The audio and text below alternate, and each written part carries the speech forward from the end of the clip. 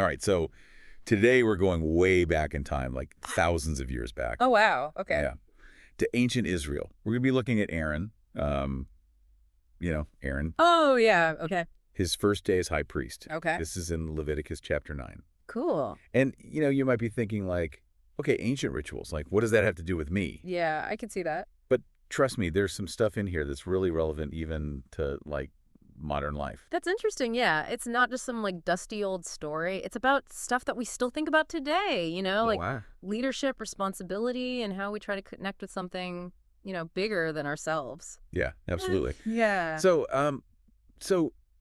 can you kind of paint a picture for us? Like, who was this Aaron guy? What was the high priest all about? Right. So Aaron, he was the brother of Moses. Moses led the Israelites out of Egypt, Yeah, yeah. the whole slavery thing. So they wandered in the desert for 40 years, and finally they're setting up their own nation.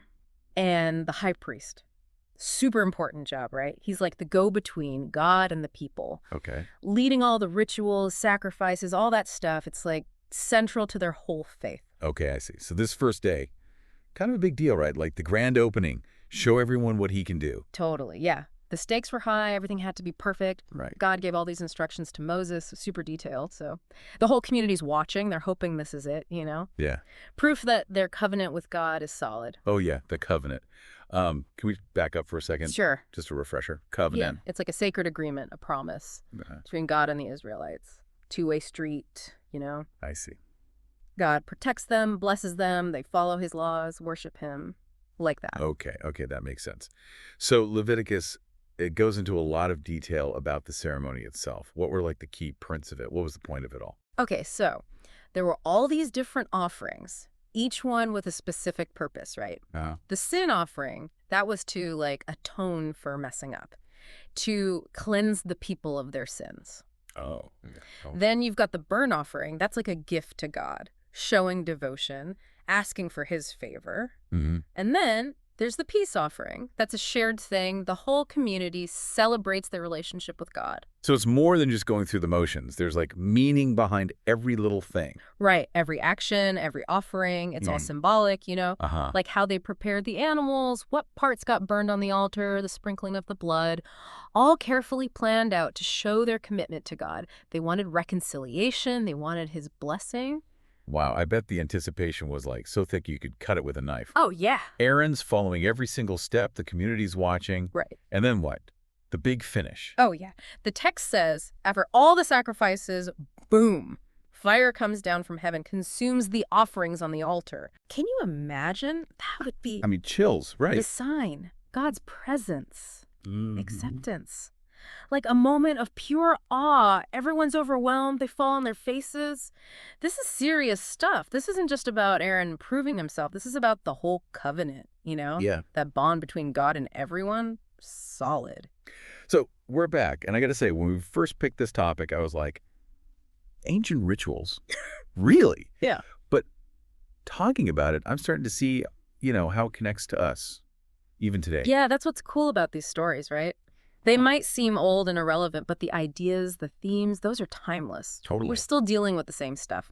Responsibility, commitment, trying to figure out what life is all about, all that. Yeah, absolutely. So let's unpack some of that. We were talking about different offerings, sin offerings, burnt offerings, peace offerings. What sticks out to you? Like, what's the most relevant part to modern life? The sacrifice thing is pretty interesting. Easy to think of that as outdated, right? Something they did back then, not us. But if you think about it, sacrifice is still a huge part of being human. Just in different ways now.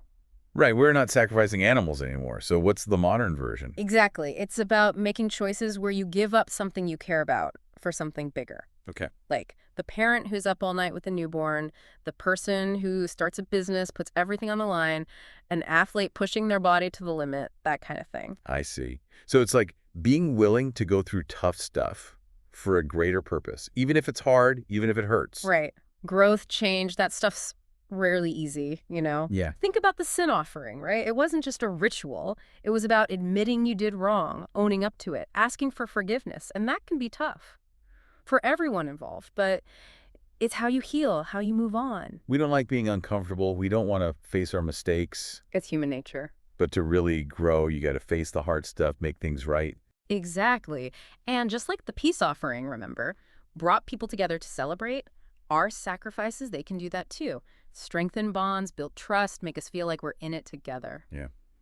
And speaking of trust, we said earlier that Aaron's big day was about proving himself worthy, right? How does that, like earning trust, play out for us today? It's everywhere. Every relationship, family, friends, work, even the relationship you have with yourself. Trust is like the foundation. And like Aaron had to follow those instructions perfectly. We earn trust by what we do consistency, reliability, being honest, all that. It's like our actions are rituals, in a way. How we act at work, how we treat people, the choices we make. They all say something about us. For sure. And those actions, they have an impact, right? They either build trust or they break it down. It's like that fire consuming the Yeah, offerings. yeah. Sign of acceptance. Our actions, they can build bridges or burn them down. So being diligent, having integrity, those aren't just like nice ideas. They're how you build trust. Right. And that's the foundation of everything. And I like how you connected that back to the rituals. It's not just blindly following rules. It's about your actions matching your values, doing what you believe is right. That's it, yeah. It's that inner commitment, living a life that deserves trust, respect. Okay, this might seem like a jump, but Yeah. we're talking about ancient rituals, right? hmm And how they connect to us. I can't help thinking, do we still need rituals? Even now, when so many people aren't religious? That's a really interesting question. And I think, yeah, we do. Big time. We might not always realize it, but humans, we're wired for rituals. It's wild how these old stories can still, like, hit home, even after all this time. It is, yeah. They really tap into something universal, you know? So we've been talking about, like, even if you're not religious, there's still this need for connection, those moments that feel, I don't know, almost sacred. It's like we're searching for that sense of awe, that feeling of being part of something bigger. Exactly. So what would you say to someone listening who's like, okay, I get it. Rituals are important. But how do I find that sacredness in my own life? I'd say pay attention to what moves you, what makes you feel connected, grateful, like you're in awe of something. It could be anything, really. Sharing a meal with your family, being out in nature, listening to music you love. Yeah. Just being present and noticing the good stuff. And then see if you can turn those moments into rituals, things that make you feel grounded, centered.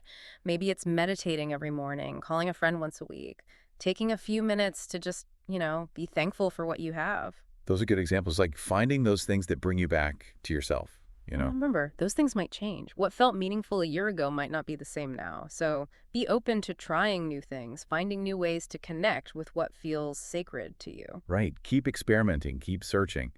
So as we wrap up, I want everyone listening to, embrace that. Keep exploring, keep finding those moments, big or small, that make life feel, I don't know, more meaningful, more special. Beautifully said.